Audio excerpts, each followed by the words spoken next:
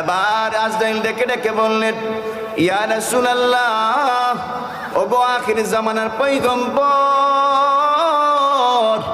আপনার জানটা সবচেয়ে সহজ করে কবজ করা হচ্ছে, এরপর আপনার কাছে মনে হয়েছে যেন আপনার বুকের উপর আমি উহুদ পাহাড়টা চেপে ধরেছি। আপনার গুনাহগার উম্মতের তার যার যার পাপ অনুযায়ী তার তার শাস্তি হবে।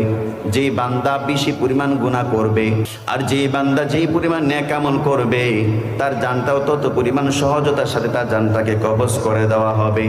আমার আল্লাহ রাব্বুল আলামিন কোরআনুল কারীমের মধ্যে বলেন, ওয়ান্নাজিআতি গরকা والناشطات نشطا والسابحات سبحا فالسابقات سبقا।